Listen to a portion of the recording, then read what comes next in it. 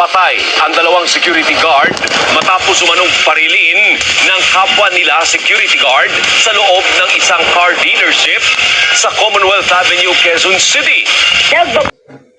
Lagi ka nang umaalma sa akin, nagrereklamo ka. Sabi ko, bakit ako hindi ako magrereklamo, sir? Oras ng palitan natin is 6 o'clock. Lagi kayong late, 6:30 o 7 o'clock ay darating. Uwi naman po, buka din. Galit kasi, street duty din po kasi ako doon. Tapos sila natutulog. Lagi yun natutulog sa oras ng duty. Tapos, imbis na sila yung mas maraming alam tungkol sa parte sa trabaho, sinugulangan din po nila ako.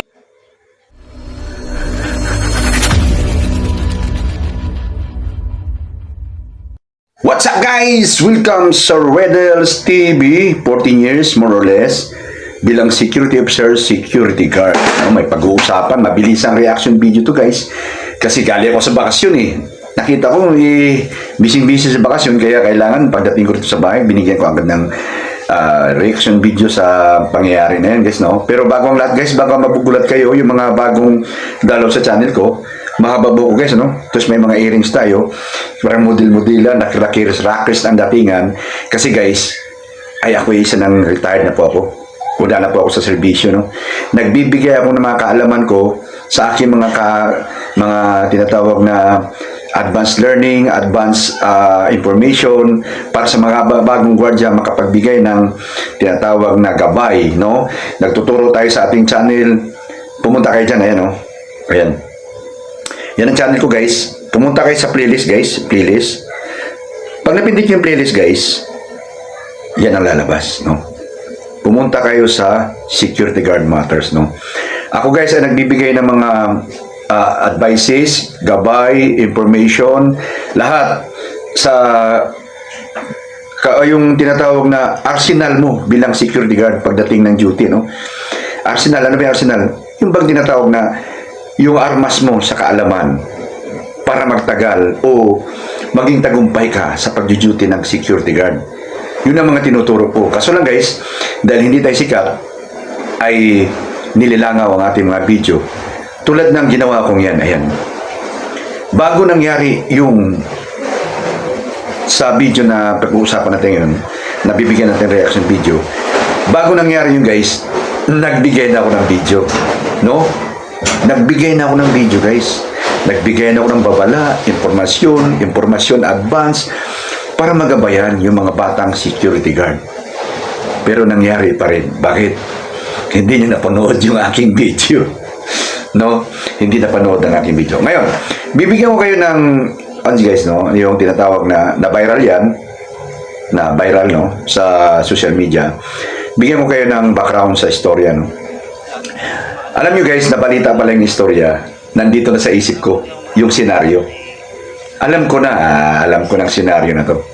Advance ako agad, alam ko na, kasi bakit napagdaanan ko Alam ko na to. No? So, 24 anyos yung suspect guys.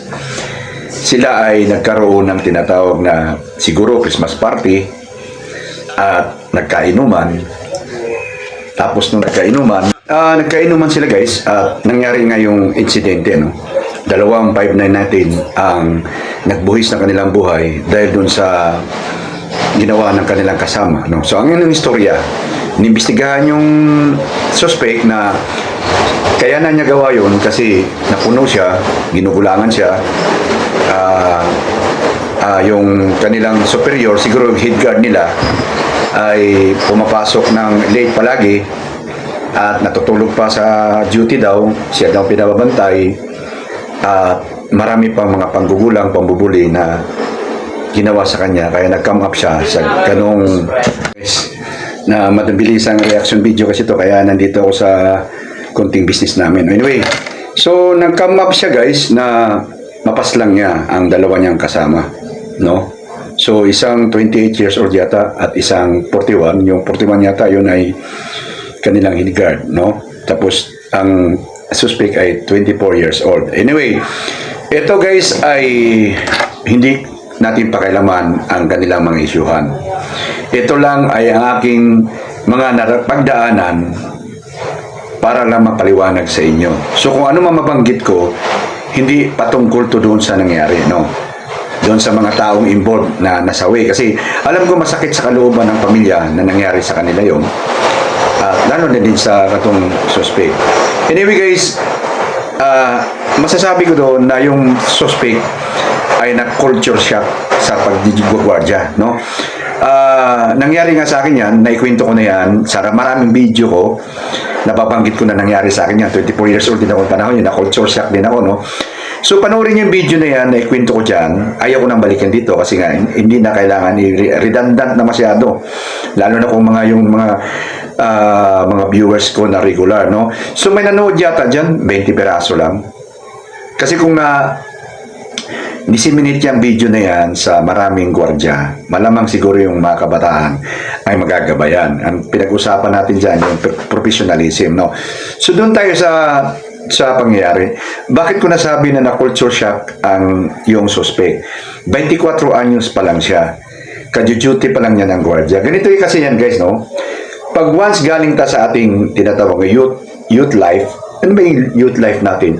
Yung bang, di ba, nag-aaral tayo, nasa kamay tayo ng magulang, tinatawag doon, parang pabibi pa tayo sa magulang, di ba? Nakaasa pa tayo sa nanay, tatay natin. So, paglabas natin sa totoong buhay, magugulat ka, makukulture shock ka. No, magugulat ka na, uy, kumbaga, ika nga, hindi ka sasantuhin ng mundong ibabaw. Papasok ka na sa totoong mukha ng buhay. Yun ang sinasabi ko palagi, nababanggit ko, paghandaan mo ang pagpasok mo sa totoong buhay. So, na-culture shock si Kuya, buslo siya agad, bata pa siya, no? So, ganito yan guys. Sabi niya, ginugulangan daw siya ng kanyang superior, no? Yung kanyang guard bali, tapos parang siya yung kumbaga binubuli sa feelings niya, no? Dito papasok yung may tatlong kasabihan kasi palagi binibigay sa video sa mga video ko. Una-una, sala sa init, sala sa lamig ang gwardya. Dito pa lang kailangan maalam ka na. At marunong lumangoy sa agos. Maalam ka rin diyan. At wala tayong pinakasalang pwesto. Saan nabuslo si Kuya? Dito sa marunong lumangoy sa agos. Okay? So ito na culture shock siya, no? Kasi feeling niya, inis na inis siya. Okay. So, yung sinabi niyang pinapalitan siya ng late kasi ang kanilang palitan ay 6 o'clock. Palaging 6:30, 7 o'clock. At sabi niya, natutulog na yung kanilang yung head guard, no? Yung pinaka nila, senior nila. Nakikita niya yun na hindi patas yung kanyang officer. Hindi patas para sa kanya. Kaya nainis siya. Tapos, yung body pa nung officer, siguro, sila dalawa body, nagkaisa sila. Kasi matagal sila nagkasama. Siya, bago lang eh. Yun ang tinasabi kong culture shock. Hindi nawawala sa duty ng gwardya ang feeling boost ng mga officer. Ako, officer ako guys, no? Alam ko yan. Hindi ko masasabing lahat sa akin ay gusto. Pero hanggat maaari, kasi palagi kong tinatanim sa kaisipan ko at puso na isa akong Bisaya, nakarating sa Maynila, na nagdaan na walang makain. Isa akong galing sa baba, umakyat akong paganong paakyat. Kaya palagi akong nagpapalow profile. Siguro kahit yumaman ako ng milyonaryo ako, makikita niyo pa rin akong low profile pa rin ang kapakita ko. Kasi galing ako doon sa pinakababa na kumain ako ng tinatawag ng mabuhay lang sa Maynila. Kaya nung naging officer ako, hindi ko ginagawa yung mga ganun. But, hindi nawawala ang mga kupal, mayabang, feeling boost ng mga officer. At pinagdaanan ko yan. Okay? Pinagdaanan ko yan. Yung sinabi niyang papalitan siya ng late palagi. Kasi nga, yung kanyang officer ay feeling boost na yun. Kasi nga, siguro, ang tagal niya na doon sa duty niya, lahat halos, pati yung manager niyon, supervisor, mga empleyado, katsukaran na ng officer na yun. Kaya ngayon, hindi na siya sinisita. Kasi nga, nandun na yung trust ng company sa kanya. Itong si Kuya, dumating sa duty niya, 24 anyos bata, na culture shock. gulang-gulang mo, lugi-lugi ako sa'yo. Di ba? Ganun ang nasa piling niya, no? So, yun ang kuhan. Ngayon, yung sip-sip na body-body, ito yung sinasabi, yung, di ba yung isa, dalawa sila namatay. Isang 41 at saka isang 28. Ito yung tinatawag na lumangoy sa agos. No? Lumangoy siya sa agos, nakadikit siya rito. Kasi alam niya na may naikapit na to eh. Dumikit siya. Lumangoy siya sa agos. No? So, ganito yan guys, no? Nangyari din sa akin, naging ADC ako. Naging ADC ba? Ano ba yung ADC? Assistant Detachment Commander. Yung commander ko, sobrang gulang. Napansin ng mga tao ko yan. Lahat halos ng trabaho, tinambak sa akin. At pag pinalitan ako, late palagi. No? So, sabi ng mga kasama ko, Sir, kung nakakalata na ako kay nasa iyo lahat ng trabaho. Anong nasa isip ko lang? Lalangoy ako sa agos. Nag-aaral mga anak ko, guys. Anong gagawin ko? Kukontrahin ko yung commander eh. Siya nga commander eh. Di ba? Lumangoy ako sa agos. Inisip ko na lang na yung ginawa niyang trabaho para sa akin, dagdag kaalaman ko yon at magagamit ko balang araw yung pag lumipat ako. Ngayon, yung oras na mga gulang, na mga kuan, kasi piling bus yun eh. Piling bus yung commander na yun eh. Nilalambing ko lang, Sir, lagi mo na akong pinapalitan ng late, sir ah. Demanda na kita, sir. Joke lang, gaganon ko. Bakit? Lalangoy ka sa agos. Problema mo. Gaganon-ganon pa yung commander ko dati. Kalating oras lang, ang dami mo ng chat-chat. Kala mo, saan naman eh. Siyempre, sir, may naghihintay din sa akin. Pero, sige lang, sir, okay lang yan. Total, papalitan ka naman ng alas 6 mamaya, media din eh, o alas 7. Pero sa totoo lang, hindi ko ginagantihan. Bakit? Ang tawag doon, langoy sa agos. Bakit? Siyang nasa posisyon eh. Tingnan mo yung mga nandyan sa mga politiko. Tingnan mo yung mga politiko na kaupo. Tingnan mo yung mga tauhan yan. Halos sinasamba nila yung politikong nakaupo. Bakit? Nandun yung buhay. Ako, Bisaya. O, di ba? Bisayang walang kilala sa Maynila. O, may commander ako. Abusado. Hindi naman abusado. Alam mo na, ganun. Natutulog sa duty, ganun. Anong ginagawa? Lulangoy ako sa agos. Diba? Lalangoyan ko. Didikitan ko siya. O, diba? Yun ang tinawag, langoy sa agos. Hindi mo isiping ginugulangan ka, binubuli ka. Kasi bakit? Sa simula pa lang, hindi pa kayo close, hindi mo pa huli yung ugali nila, kumontra ka na. Sinalubong mo na yung agos. So, anong gagawin? Dahil sinalubong mo yung agos, salubungin mo lahat ng hirap, lahat ng pagdudusa. No? At dahil yun ang feeling mo, nag-come up ka ngayon sa ganung desisyon. Okay? So, i-discuss muna natin yung buhay gwardiya, no? Hindi nawawala yung ganun, yung matutulog. Abay, alas 5 kagabi.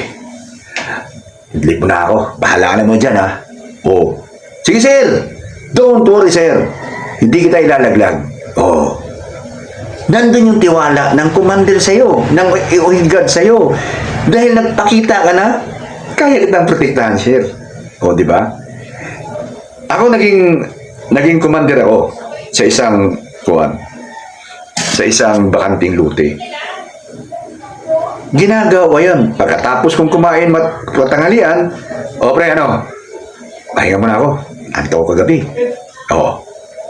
Pagpanggabi ako, oy, yung gate natin, pagpabayaan ha. Oy, Robing, alam mo na ha, alalayan mo. O. Bigayan lang yan. Kasi nasa iyo yung, ang tawag dyan, nasa iyo yung tinatawag na authority. Ikaw yung tinawag boss-bossing dun eh, sa mga gwardya. Di ba? Ikaw naman subordinates, ikaw naman regular gwardya, marunong kang lumangoy sa agos. Ika nga magpapabor doon sa nakaposisyon. Kasi yun nga yung labanan natin. Ngayon, kung maintindihan mo na, marunong ka nang lumaro kahit saan ka magpunta. Si Kuya, 24 anyos bago sa duty. Na-culture shock. O, di ba? Na-culture shock. Kung kayo magwardya, ihanda nyo sarili nyo sa tatlong kasabihan na to. Sala sa init, sala sa lamig ang gwardya, marunong kang lumangoy sa agos at wala tayong pinakasalang pwesto. Tandaan niyo palagi yan. Magagamit niyo yan. Uy, ito yung sinabi ni Raiders Di ba? Hulihin niyo muna yung ugali ng opisyal niyo. Kung mayabang talaga, may tupak sa ulo, kailangan mo yung trabaho, kailangan mong kumita, lumangoy ka sa agos. Huwag kang kumontra para hindi masalo mo lahat ng mga paghihirap. Kasi kami, mga officer kami, no? Tapos may pilusok pong kaming tao. Pilusok po ba? Kumukontra sa takbo ng panahon. Anong ginagawa namin? Pre, ilagay mo yun sa ganun para mabuliyaso, para matanggal, maalis natin. Wala, hindi natin kakampihan. Ginaganon namin. Kasi bakit? Nagpakita ka ng hindi ka kumulay. Ginagawa lang ng mga gwardiya yan, yung mga hindi kumukulay sa samahan, kung may kinakapitan ka sa taas ng kumpanya, may backer ka, yan. Kahit ano naming pahirap dyan, may sumasalo. Okay yun. You are totally stranger sa duty mo, kailangan mong lumangoy sa agos para tumagal ka sa duty at kumita at makamit mo ang iyong pangarap. No? O, dito na tayo sa pangyayari. No? Dalawang side ang pag-uusapan natin. Okay? Dalawang side. Unahin muna natin itong si suspect. No? Yung kumpanya nila, ang laki ng tinatawag pagkukulang. Siguro yung kanilang security coordinator walang kaalaman sa security operation. Walang kaalaman. Dahil wala siyang kaalaman, nangyari sa kumpanya nila, tirahidya ang nangyari. Unang-una, pinayagan mong mag-inuman ang mga security guard na naka-duty. Bawal yun. Bawal yun. Bakit? Tinan mo. Kasi ang tao lumalabas ang totoong kulay pag nakainom na. Ganito yan guys Kami mga gwardya, mayroon kami tinatawag na Christmas party. Pero lahat ng umaatin sa Christmas party ay off duty. Off duty, no? Off duty. So yung hindi yung naka-duty, malas-malas lang. So nag-off duty, nagpa-Christmas party na kami. May mga gwardya kaming mauy pag nakainom. May kasama kami na lahat ng mga bus namin pinag-aapiran, pinag-aakbayan, piling level. Pagkatapos ng Christmas party, bumaba yung kanyang memo for RTO. O, di ba? Kasi yun yung kapangyarihan ng alak. Okay? Ngayon, may kasama din kaming ang tahimik nung walang alak. Akala mo, jellyfish. Pero nung nakainom, lumabas yung pakabusli. Gumaganong-ganon. Sir, sir, may gaganon-ganon. Pero okay lang, kasi bakit? Nakakatawa Pero nakikita mo yung other side ng personality ng tao pag nakainom. Okay? Eto ngayon yung doon tayo sa pangyayari. Nag-inuman sila. Etong dalawa, nandun yung paka-superiority nila. Ito naman si kuya na yung suspect, lumabas yung kanyang sama ng loob, nagkaroon sila ng tinatawag na konfrontasyon at nagkaroon daw ng suntukan muna. Nangyari yun dahil maliit siya at siguro nagbubuhat nitong dalawa o nagkakarate o nagbuboxing. Natalo siya sa suntukan guys, no? Natalo. Kaya yun, nag-come up siya, umalis daw siya. Pagbalik niya, tulong na yung dalawa dahil lasing na. Doon niya nagawa na samantala yung sitwasyon. Nagamit nila yung kuwan. Okay? So, ganito yan guys, no? Bakit pinagbabawal ang pag-inom? Lumalabas yung other side ng personality ng tao. Nagkakaroon sila ng other side. So, lumabas yung personality ng tao at nagkaroon nga ng konfrontasyon at nagkasuntukan. Alam mo guys, kung lalaki tayo, pag naghamon tayo ng suntukan, you are man enough to accept your defeat. Ano ba yun? Lalaki kang tanggapin ang talo mo.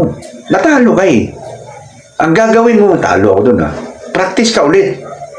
At hamunin mo ulit. Ito guys, sa aking mga experienceado, no? Ang mga experience, once na pumalag ka, kahit talo ka, mayroon ng tinatawag ko niyan. Yung tinatawag na andap. Oo, talo ka. Pero naka-andap na yun. Pumapalag to, kumakasa, ika nga. Kung talo ka sa suntukan, tanggapin mo yun na talo ka. I-accept mo bilang lalaki. Ngayon, kung gusto mo mag-challenge ulit, mag-practice ka. Yun lang yun. Ako ilang beses ako natalo sa suntukan. Tinatanggap ko, talo ko Di ba? Lalo na ngayon, matandaan na ako. Pag hinamon ako ng mga makabataang suntukan, ay talaga namang hindi ako masasabing mananalo ako. But, hihingalin sila. Di ba? Yun na nga. Nangyari na yun. Okay? So, dito na tayo sa resulta. Pinayagan nilang uminom ang kanilang mga gwardya. No? Which is bawal yun sa protocol ng gwardya. Nangyari yung krimen. May pananagutan ang kanilang security coordinator. Bakit pinayagan nilang uminom na naka-duty yung mga gwardya nila? No? Dito tayo sa resulta. Yung dalawa, yun ang resulta ng kanilang panggugulang. Kung totoo yung kanyang paratang, no? Wala tayong alam doon sa kwento. Pero nangyayari yun. Yung kwento ng lalaki, nangyayari sa totoong sa buhay ng gwardya, sa totoong duty ng gwardya, nangyayari yun. So, kumuha sila ng katapat dalawa. Nagkaisa siguro to, napagkaisaan yun, nangyayari yan. Kasi kami, ako, ginagawa namin yung mga professor Pag alam namin hindi sinabi ko na nga, pag hindi namin kakulay, papahirapin namin yung tao para matanggal, maalis. No? Kasi hindi ka kumulay Kumunta ka sa takbo ng panahon. Kahit naman sa politiko, nangyayari yan Sintinan mo kung hindi yan kalyado ng nakaupo. Ewan ko lang kung hindi lahat ng pahirap abutin mo. No? So, ang ginagawa lang, utak ginagamit, langoy ka. Kaya ang daming balimbing sa politiko. Isa yan sa mga laruan. Marunong lumangoy sa agos. Okay? So, itong dalawa, maaari natin sinasabi na nakuha nila yung katapat nila sa kanilang ugali. Okay? So, kwento na lang ang kanilang mga na baka sa mundong ibabaw. Kwento na. Nagresulta kung nakakuha ng katapat. So, kung ikaw ngayon nakaposisyon, kung ikaw ngayon nasa kuan, huwag masyado tayong kuan. Huwag nating masyadong ipagdiinan ang ating posisyon. Ang tawag kasi nun power tripping ba tawag nun? Huwag nating masyado ipagdiinan na ikaw ay may kapit sa kumpanya, may bakir. Huwag nating masyado ipagdiinan naman. Kasi mayroon kang makukuha ang katapat. At yun na nga. Nakakuha sila ng katapat. Nangyari sa kanila, sabay sila ngayong aakyat sa langit. Okay? So, condolence sa pamilya. So, kung ikaw ngayon, gwardya, sana, kung may mapanood na video na to, alam ko may 3, 2, 5. Kung ikaw ay nakaposisyon, huwag ka masyadong huwag masyadong alalay ka lang. Huwag masyadong ilalalay mo, no? Kasi, yun na nga, hindi natin alam ang takbo ng mga utak ng mga tauhan natin. May mga palaban na dyan, no? May nabalitaan, di ba kayo na isang member ng Abu Sayyaf naging gwardya? Gulat na gulat talaga ako. Isipin mo yun kung yung tauhan mo, dati palang Abu Sayyaf. At nagawan mo ng ganun, hindi mo alam na buong-buong palang loob nun, no? So, ikaw ngayon nakaposisyon, kung ikaw ngayon ang nakakuhan, maging makatao ka rin sa kasama mo. Para hindi ka mawakan ng katapat, no? So, yun ang mangyayari sa atin, no?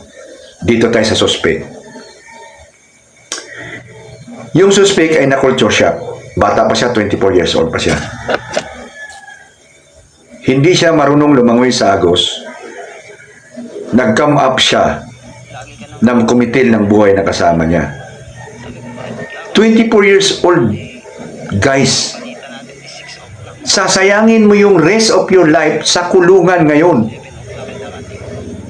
Wala kang lusot doon na sasabihin na naprovoke ka lang.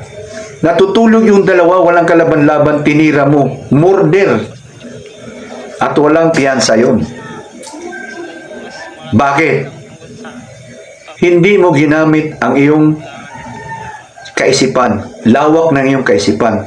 Ang ginamit mo yung bugso ng iyong damdamin sa iyong kabataan. Kaya ka nagjo-duty dahil may pangarap kang abutin. Kulang ka sa pera, wala kang pera, nag-duty ka para kumita ng pera, para abutin mo yung pangarap mo. Magkapamilya ka, magkaanak ka, magpaaral ka na anak. Yun ang dapat mong pangarap. At doon dapat papasok yung kalawakan ng kaisipan mo. At dito papasok ang aking channel na maraming binibigay na advices, knowledges para sa mga gwardiya, which is wala lang nanonood, pero hindi nyo alam ang value ng video na binibigay ko. So, ano nangyayari sa kanya? Natalo sa susuntukan, hindi niya matanggap, binalikan yung dalawa. No? Ito naman dalawa, nagjo-duty, naka-uniforme pa, tinulugan yung duty kasi nag-inuman. Ang gaganda ng ininom nila nandun, nakaka sa video mamahaling alak no? Naglabasan yung yabang nila, yun ang resulta. Kung, guys, pag-isipan nyo mabuti, lumangoy ka sa agos. Huwag kang umiba ng kulay. Sa pag-duty ng security guard, guys, ay magsama-sama ang mga tulad nating mga barako. Pag nagsama-sama na yung mga barako dyan ka pwedeng lumangoy sa laruan ng buhay. No? Hindi nawawala yung kupal, gulang. Lalaruin mo lang. At lalawakan mo yung isipan mo. Ngayon, kung hindi mo kaya makontrol at nakikipaghamunan ka ng suntukan, be man enough to accept your defeat. Nakipagsuntukan ka ha? Doon ka makipagpatayan kung may papasok sa area mo na mga culprit, na mga talagang threatenin at mayroong kang dahilan para pumatay. Hindi yung walang kakwinta-kwinta at pride mo lang, hindi mo matanggap, tinira mo. Si kuya, bata pa, 24 years old, sinira mo ang iyong buhay dahil sa mali mong desisyon. Na culture shock siya. Hindi niya alam na yung duty niya, marami pa yan sa ibang duty. Kasamang kupal, mayabang, walang siraang utak. Kasi bakit? Ang mga agency, pag nangangailangan ng tao yan, minsan hindi na nila na-explain yan. But guys, most of the percentage ng gwardiya ay professional. Kaya nga may license tayo Mayroon lang nakakalusot dahil sa bakir. Kaya mayroon mga gwardiya na hindi taga-qualified, nakakalusot. So guys, itong pangyayari nito, sana maging leksyon to, na lumawak ang iyong kaisipan, na magamit mo yung tinatawag na kasabihang, marunong kang lumangoy sa agos. Para ka tumagal sa duty mo. Ganun lang yan. Isa pang sample guys na nangyari sa akin. Officer ako guys.